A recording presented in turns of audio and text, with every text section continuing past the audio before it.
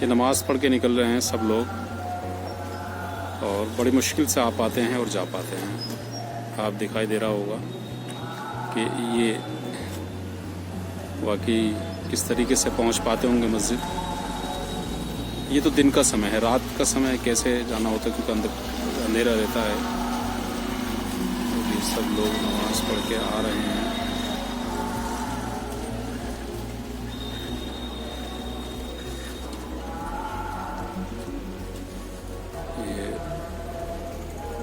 शायद अगर बैलेंस बिगड़े तो मैं समझता हूँ कि पानी में भीग जाएंगे और गंदा पानी उनको अपनी आगोश में ले लेगा।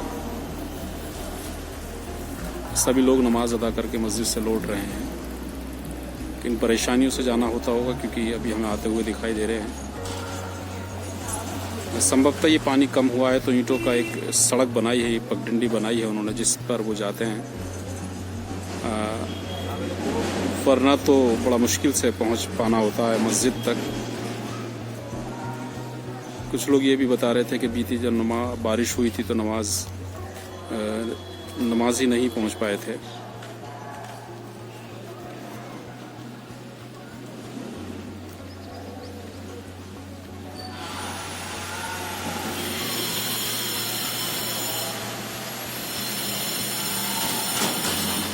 मैं अपने चैनल में सभी दर्शकों का स्वागत करता हूं। आप देख रहे हैं हमारा चैनल बिग न्यूज़ 7। मेरे साथ निरंतर बने रहिए क्योंकि मैं जिस खबर से आपको जोड़ने जा रहा हूं वो नगर के ऐसे ही समस्या से जुड़ी खबर है, जहां मैं समझता हूं कि मैं आपको ये भी बताता चलूँ। मैं बस अड्डा बुलंदशहर बस अड्डे के समीप उस मैदान हुआ करता है, वहाँ एक ताज मस्जिद हुआ करती है जो कि मेरे पीछे है।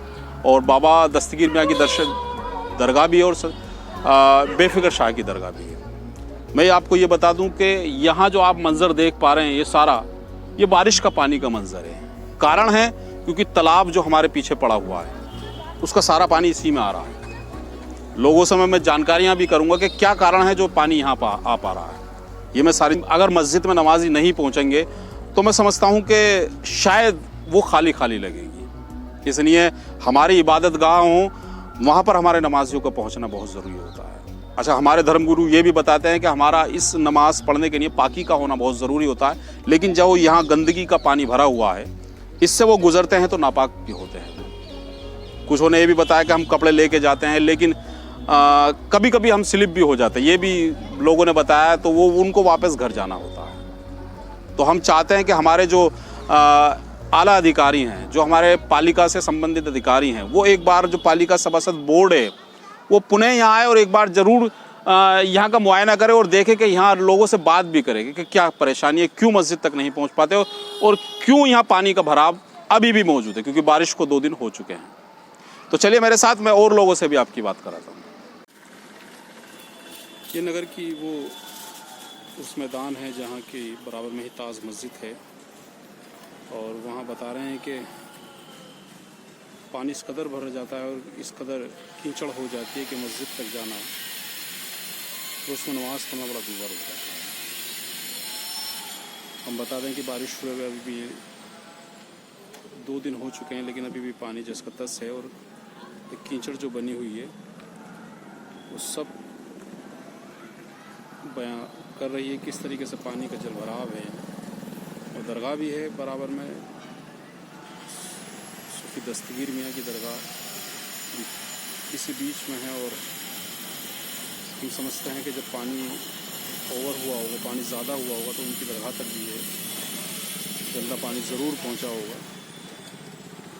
आज जिस खबर से आपको जोड़ रहा हूं वो नगर की समस्या की खबर है। मैं खड़ा हुआ हूं बुलंदशहर बस स्टैंड के समीप उर्स मैदान में, जहां एक ताज मस्जिद होती है, मेरे पीछे ही है।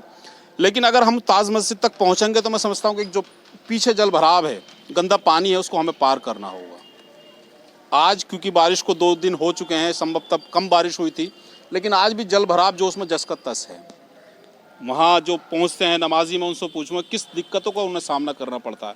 आप जब नमाज़ पढ़ने जाते हैं तो किन दिक्कतों का सामना, क्या आसानी से पहुँच जाते हैं नमाज़ पढ़ने? बहुत दिक्कतदारी से होना पड़ा। पानियों में निकल के गए हैं, पानियों में निकल गए, इतने पानी घेटुओं में कपड़े भी भीजते चले जाते हैं। और अब निकलते जब वहाँ जाकर फिर पैर धोने पड़ते हैं हमको। अच्छा, जैसे कहा जाता है कि इस्लाम में पाकी का बड़ा महत्व होता है, तो आप जाते होंगे इस गंदे पानी से निकल के जाना पड़ता है। फिर जाकर कपड़ों को भी साफ करने पड़ते हैं, फिर पानी भी डालना पड़ता है पैरों पे जब जाकर पहुँचते हैं। अच्छा, ये तो कम पानी में और पहुंच गए, उसके बाद जब जैसे तेज बारिश हुआ करती है तो बहुत कैसे बहुत जाना पानी- हुआ करता है? क्या नमाजियों की संख्या बढ़ती है या नवाजियों कम हो की जाती संख्या है? तो भारी रहती है, मगर क्या करा जाए, फिर निकल के जाते हैं, पानियों में कर निकल कर जाना पड़ता है। मैं ये बता दूं कि शायद हमारे जितने भी धर्म स्थल होते हैं वहाँ जो आस्था की जो एक महाकुंभ होता है, वहाँ के जो श्रद्धालु होते हैं, मंदिर में होता है तो भक्त पहुँचते हैं तब वहाँ आस्था होती है, और मस्जिदों में अगर वहाँ नमाजी पहुँचते हैं तब नमाजियों की संख्या ज़्यादा होती है और आस्था होती है। लेकिन बता रहे हैं कि बारिश की वजह से हमारा वहाँ पहुँचाना बड़ा दूभर होता है। अच्छा, कारण क्या है जो पानी यहाँ भरा रहता है, आप बताएं थोड़ा सा। पानी यही है कि तालाब में निकाल नहीं है पानी का, तालाब का वहीं पानी रुकता है, फिर अंदर आ जाता है पानी सारा, उसके अंदर ही आ जाता है, मस्जिद के किनारे तक लग जाता है पानी, मस्जिद के धोरे तक पानी रहता है, फिर पानियों में कर निकल के जाना पड़ता है, पानियों को निकल के आना पड़ता है।